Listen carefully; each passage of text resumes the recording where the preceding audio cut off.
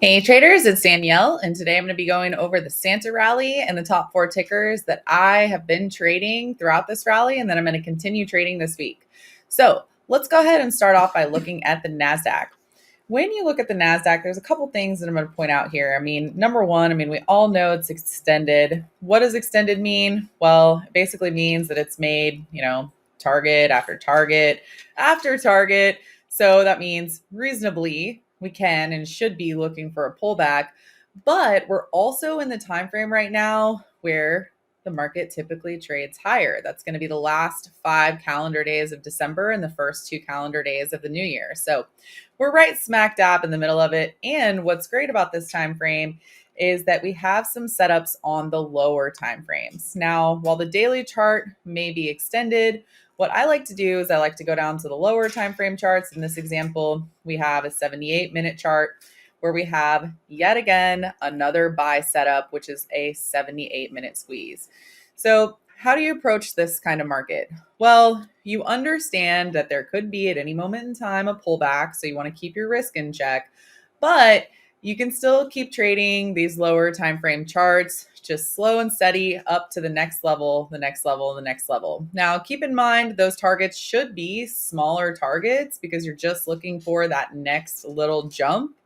And it's also typically best to stick with the strongest stocks. So let's talk about the stocks that I'm trading for this setup.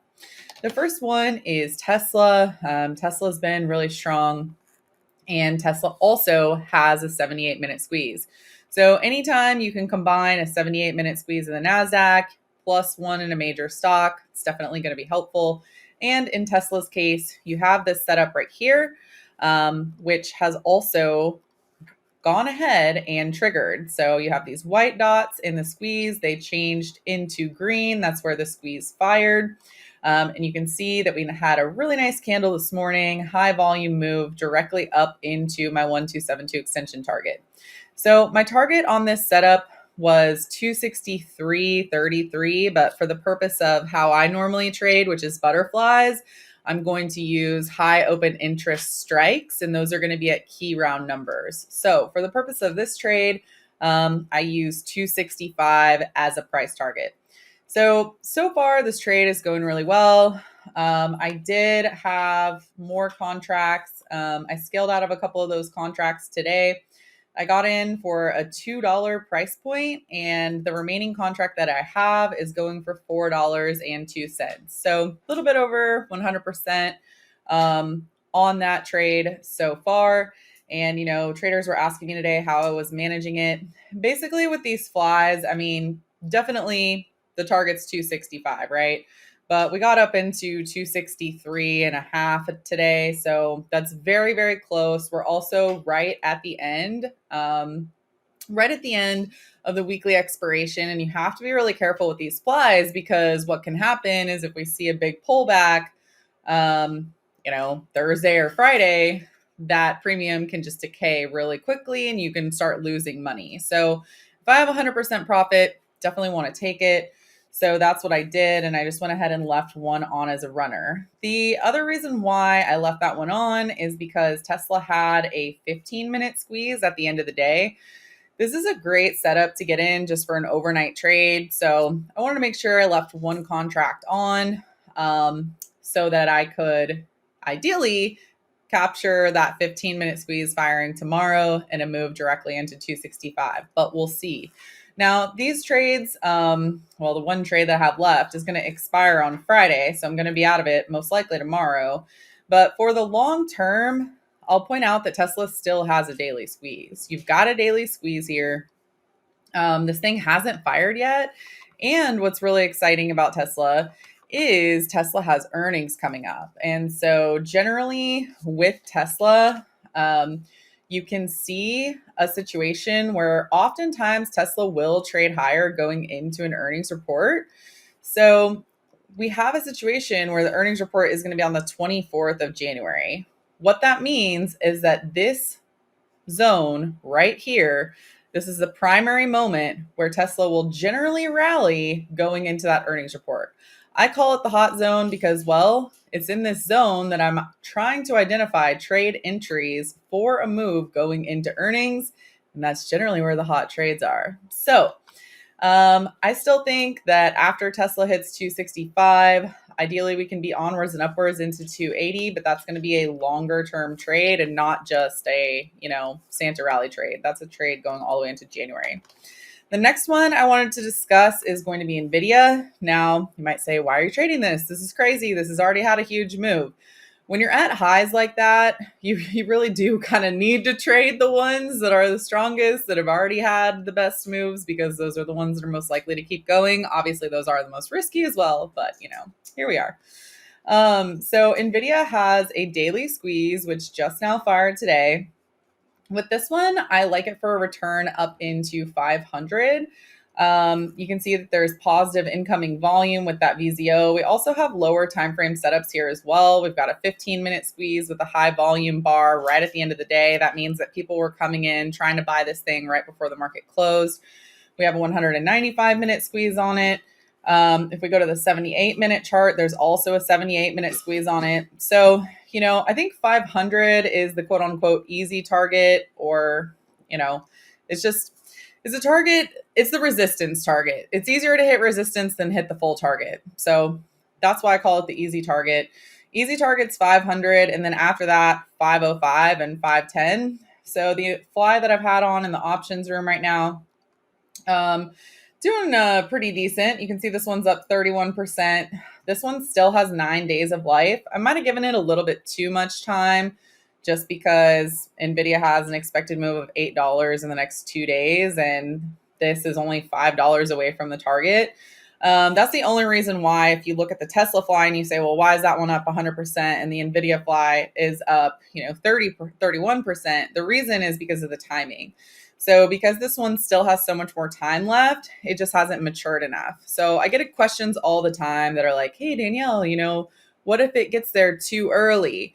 Well, you can still make money if it gets to the target too early. You just aren't going to make as much percentage gains as you would if it got to the target closer to expiration. So that one's going fine. As far as adding any other trades, I think it would be perfectly fine to add on additional butterflies at 505 or 510. That would have to be done, at a later expiration date, probably looking into the January series at that point. But, honestly, with the expected move of $34, I mean, you could go even higher at that point. You could really look at upwards of 520 where you have that high open interest. So a lot of times with these setups, I'll just kind of stair step it. I'll target 500, then 510, then 520. So it's definitely something that can be done with Nvidia. Next, I want to discuss Microsoft. Microsoft had some bad news today. New York Times had some sort of lawsuit. So Microsoft was a little bit slow today, but Microsoft has the exact same setup as the other tickers. We have a 78-minute squeeze on here. We have a really nice bullish trend. We have a target, easy target at 375, upwards to 377, and then you have a full target around 380. So when you're looking at this and you're saying, okay, well, I've had people messaging me and saying, well, Danielle, what's the deal with Microsoft? Like, what's it doing? It's just still consolidating. The setup's not dead. It's just not going anywhere yet. So we have squeezes here, squeezes here, squeezes here. Really nice daily squeeze on this daily chart. We, again, like Tesla, have earnings that are coming up, and Microsoft is one of the top tickers for a rally into earnings once you get inside that hot zone. So we have entered into the hot zone as of December 20th. And when you're looking at this chart, I still think it looks great. It's just been a little bit slow. I feel like this is going to be one of those tickers that just suddenly gaps up in a similar vein to what Google did. We were trading Google earlier this month. Google was consolidating, not doing anything. Then all of a sudden, it just had this nice gap up. Similar, in fact, to Meta. Meta is just consolidating. Then all of a sudden, just this big, high volume bar. So that's what I'm looking for in Microsoft. When you have a setup that's consolidating for so long, you just have to be a little bit patient. The butterflies that I have on this are just barely profitable, mainly because it hasn't really moved. I might end up adding another butterfly or two, maybe some long calls. But honestly, I'm glad I didn't have the long calls because long calls decay when the setup doesn't move. Butterflies can remain just stagnant, and it can actually be beneficial to the short strike. So we have the short strike at 385 on one of these and a short strike at 400 on another one. So that means that I'm targeting 385, and then after that, I'm targeting 400. So this is the true like stacked butterfly setup, where you have one target and then another one a little bit higher. So I still like Microsoft. I know everybody's asking me about that one, wanting to know what do we do with it, but I'm just holding and waiting. If anything, maybe the slight bad news today may give it a little bit better of a buying point to add some more. The other one that I wanted to discuss is Adobe. I love the Adobe setup. I think it still looks great. You have a daily squeeze here. We had a big gap down after earnings that hit and held at the 50 simple, and bounced really well. At this point, it's kind of just started hanging out back and forth, consolidating right above the 34 EMA. So it hasn't really been going anywhere. But the thing about it is that it's still in a squeeze. So I had one options trade that I did have to take a stop on because it was going to expire on Friday. And whenever you're getting close to expiration and you're trading options and the ticker hasn't moved yet, that is a point in time where you're generally going to be losing money. So that's why with options, it's just a really delicate balance between giving yourself enough time and not too much time, right? So with the Adobe setup, the butterfly that I had on, I can go ahead and show you what it was. It was a 605, 625, 645.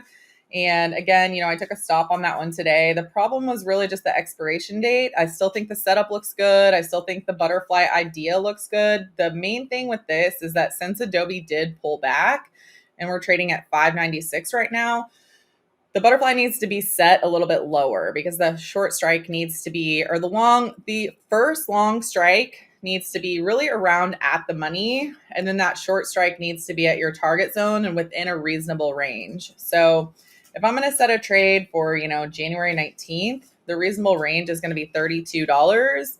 And that would place your short strike right around, you could still use that 625 as your center target zone. I will say that there's more high open interest right here at 620. So using 620 would be a little bit of an easier target.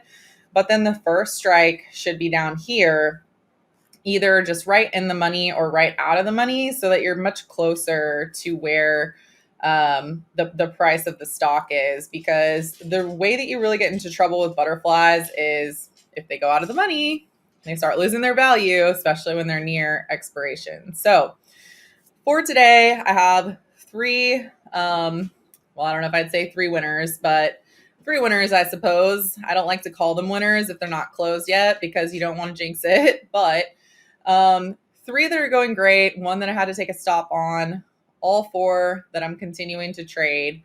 So with Adobe, I'll probably add, we could do maybe like a 645 fly.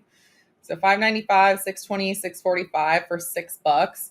Something like that, I think will make a lot of sense. You can get a great risk to reward, risking $600 to make 1,800. Again, I never really go for that max profit unless I have a bunch of contracts and I'm scaling out, because I like to target like 75% of the original debit that I paid. But that's how the trade setup would look. These are the top tickers that I'm looking at for the Santa rally. And that's about all I have for you. So if you'd like to learn more, make sure you check out my free newsletter. You can find my free newsletter right here. It's going to be at 5startrader.com. So FIVE, startrader.com.